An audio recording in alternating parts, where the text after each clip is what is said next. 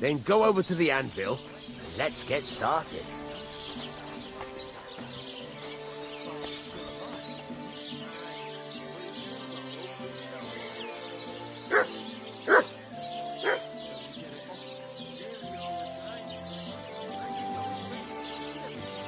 Get to it.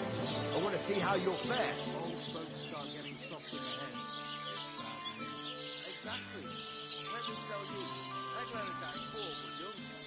Don't do that.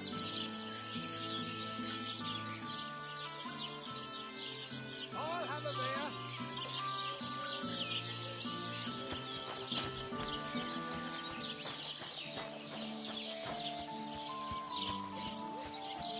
What do you want here? What do you want now, you knave? How you doing? I'm Henry. Nice to meet you. I'm Zdeněk. I'm a storyteller. I could tell you stories so sad they'd make the devil cry. Or would you prefer something so scary it'll make the hairs on your ass turn white? But it's a lot of hard work for me. Now, if you had something to drink or a couple of groschen, that might help loosen my tongue.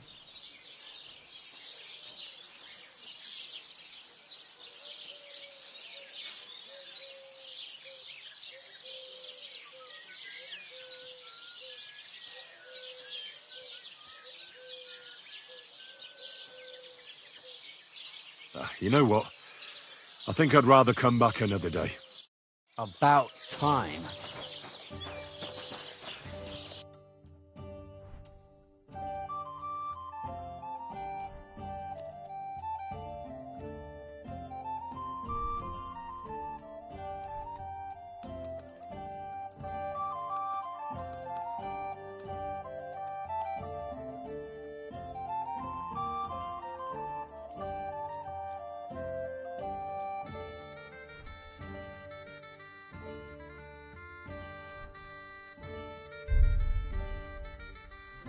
Pleasure doing business.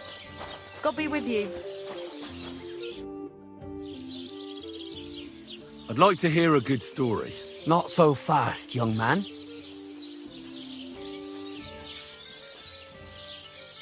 To your health, my friend.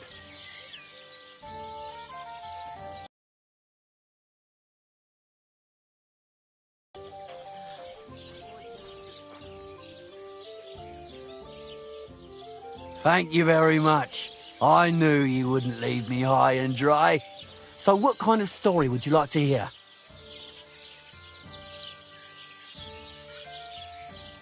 I like stories that can teach me something. Stories with a moral. Haven't you heard enough of those in church? But it's not a problem. I have just the tale for you. And it's not one you'll hear from any priest. So, once upon a time, there lived in these very lands 2 brothers. The older was called Kuba, the younger, Matthias. They were both woodcutters, like their father and his father before him. One day, at the height of summer, they were working in the woods. The air was as hot as a furnace, so Matthias went to a nearby pond to cool himself. But as he was leaning over the cold water, there was a loud splash. His axe had got loose from his belt. In haste, he began to search the muddy bed of the pond, and his hands soon touched something hard and heavy. He pulled it out and could not believe his eyes. He pulled out an axe. Yes, but not his old one. It was an axe made of pure silver. Good God. I'd grab that without a second thought. Maybe you would, but Matthias would never. He was an honest man, and with a big swing he threw the silver axe back. He searched the pond again, and this time he pulled out his own axe. Nothing but dull iron and old wood. Christ, what's the hold up? I reckon that was the right choice. Who knows who the silver axe belonged to? Well, quite. Listen on. Matthias was just about to leave when suddenly a water goblin came out of the pond, silver axe in his hands, and he said, "You're a righteous man, Matthias, and for your honesty, you may keep both axes. Matthias, not hanging around for the goblin to change his mind, took up both axes, gave us thanks, and ran to tell Kuba all about it. Kuba, however, was not best pleased with his little brother's fortune. He deeply envied Matthias for his newfound wealth, so he set out to try the same thing. He ran as fast as his legs could carry him straight to the pond, threw his own axe in, and began a pretend search for it. Yet Kuba had no luck. He pulled out the axe he'd thrown in himself, so he tried again. Tricked by sunlight, he grabbed something shiny, only to pull out his old iron axe again. Enraged, he hurled his axe back into the water and yelled, "Fuck this axe! I want a silver one." But the water goblin heard his shameful cry and was greatly upset by Kuba's greed. So, when Kuba reached down into the water for a third time, the water goblin seized his hand, pulled him down a hole to the dark depths, and drowned him. Like I'm invisible or something.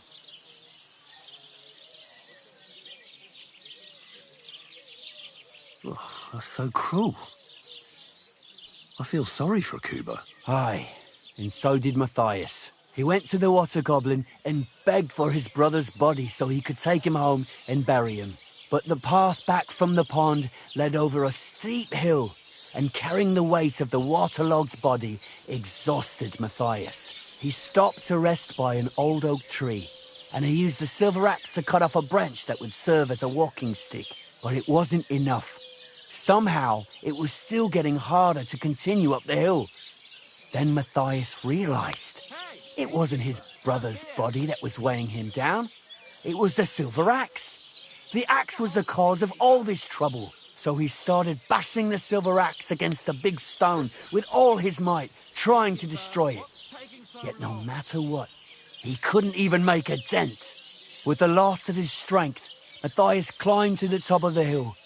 He knew he could go no further, so he found a pretty spot with a view over the valley and dug his brother a grave. There, he buried both his brother and the silver axe that had brought such pain upon them. His final act was to stick the oak branch in the ground by the grave. But lo and behold, the branch grew green leaves and became a tree. The locals have had no dealings with the water goblin since then, but some have had the bad luck to bump into him. And when you walk by the pier, where it all happened, you can still hear his chuckling. That was a very nice story. Story? What story? It's the truth. Well, why hasn't anyone gone looking for the axe then? Because it brings misfortune. Didn't you listen to me at all? Look for yourself if you wish. Rock Tower Pond isn't far from here. The Water Goblin's Pier is somewhere among the reeds. But leave me out of it.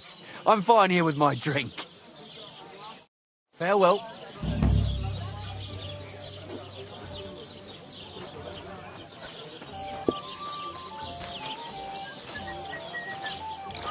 One beer. God bless. Greetings to you as well.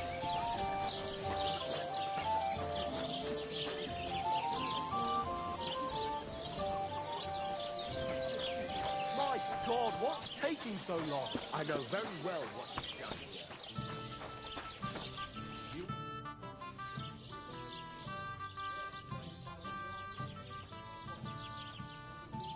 I'll have a look at the wares.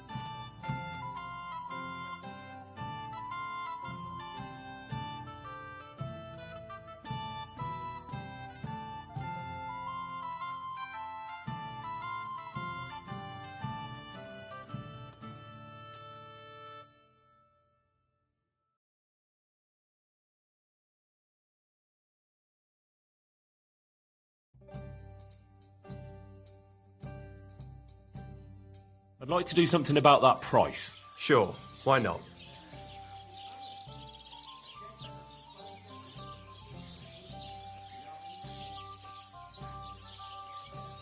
What would you say to this? That's more like it. Lower your price a little more and we can make a deal.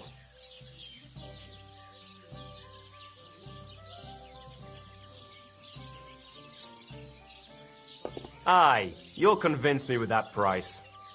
Thank you and take care.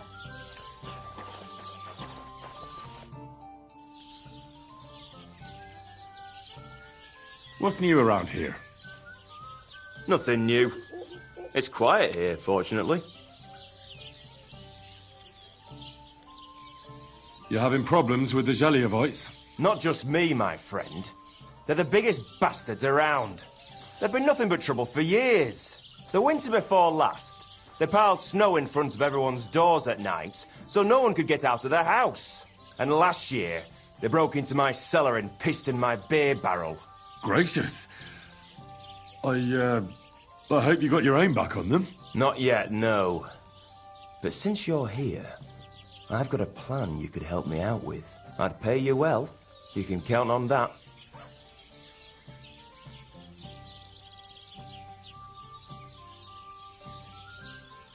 What exactly would you like me to do? Don't worry. I won't make you do any shoveling or pissing anything. But I'll tell you exactly what I have in mind, only after you promise to help me. I'd hate to reveal my plan, only for you to go off and tell the Zheliovites right away. Well, if you've got it all figured out, why don't you do it yourself? Right. And who's going to run the inn in the meantime, eh? Besides, everyone in Zheliov knows us. If someone from here shows up there, they'll get suspicious. All right. I'll help you. Listen up, then. Old Olbram, the owner of the biggest plot of land in Zheliov, has this beautiful bull. White as snow he is. The finest animal far and wide.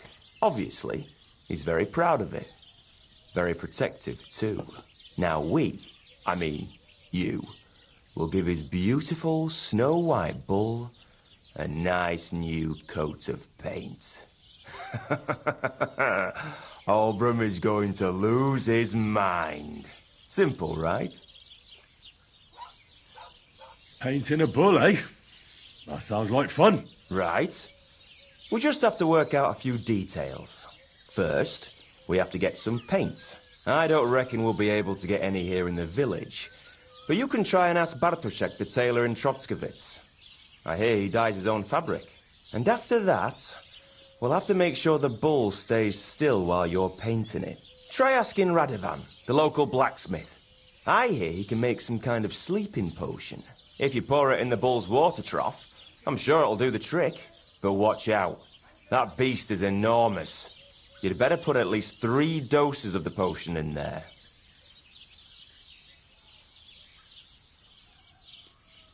All right, then. Olbram's bull will be getting a new coat of paint.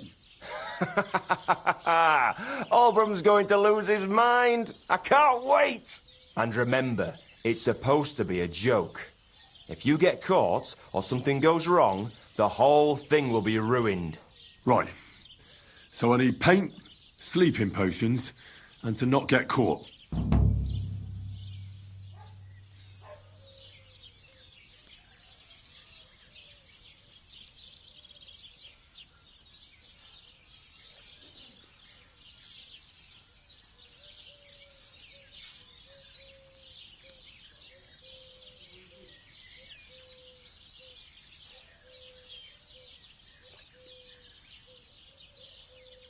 Why do you and the Zheliov lot hate each other so much, anyway? It's their fault. They keep playing tricks on us. Olbram's the worst of them all. The nasty old codger. He's always coming up with ways to mess with us. He's the one that stole our pasture.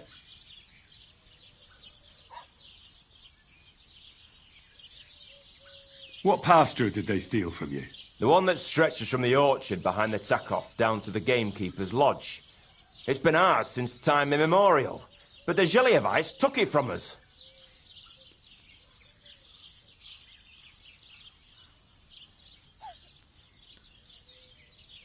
And how did they take it from you? You can't exactly stuff a pasture in your purse and walk away with it. Save the jokes, will you? This is fucking serious. There's a tree down by the gamekeeper's lodge that marks the edge of our land.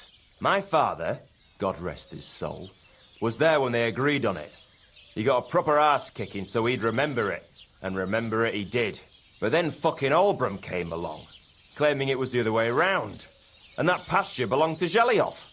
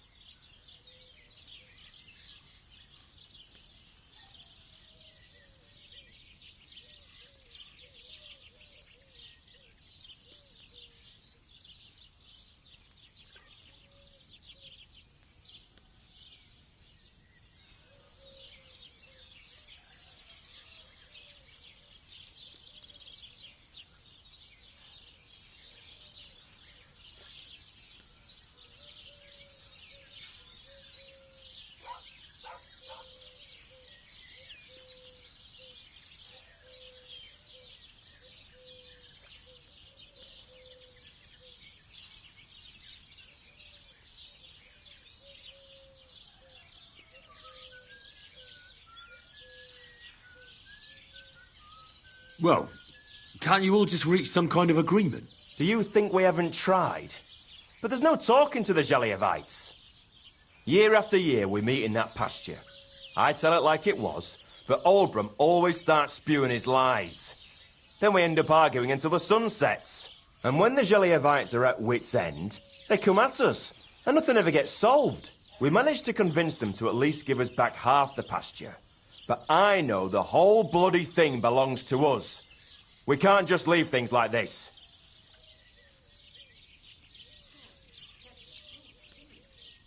Have you tried asking Lord von Burgos for help?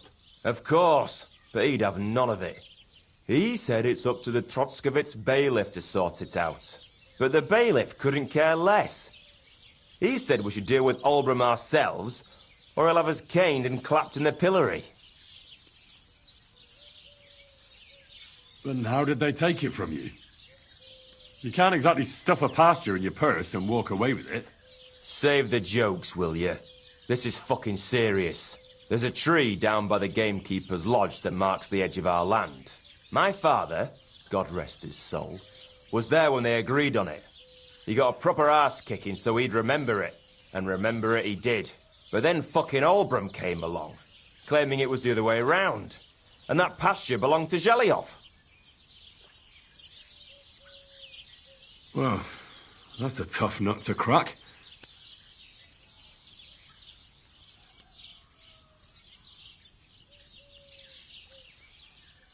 Can I spend the night here? Not a chance. Go back to where you came from, you wastrel.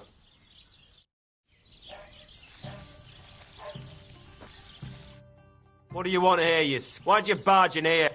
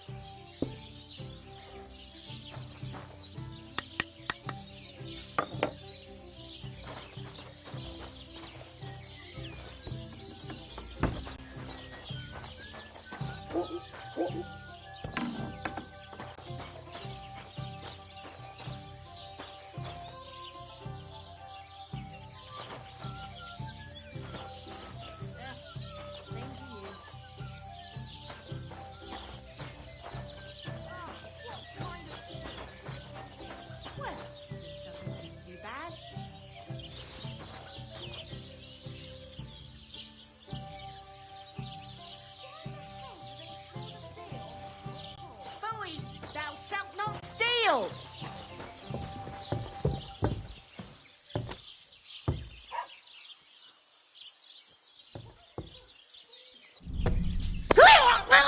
I'll deal with that bastard for you.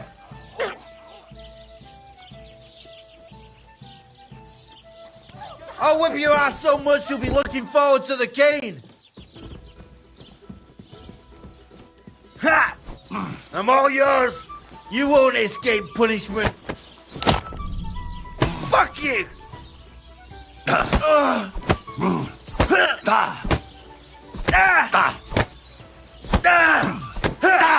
Christ!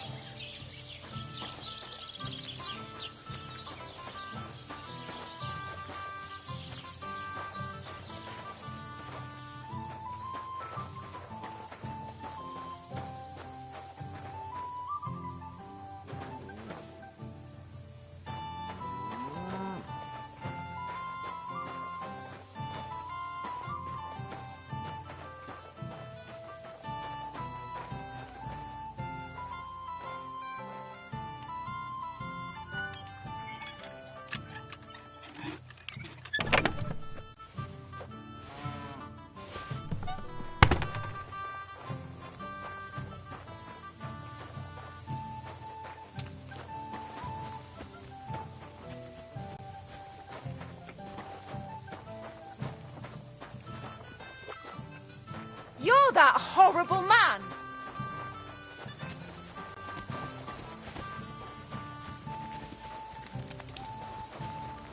Guards, stop him!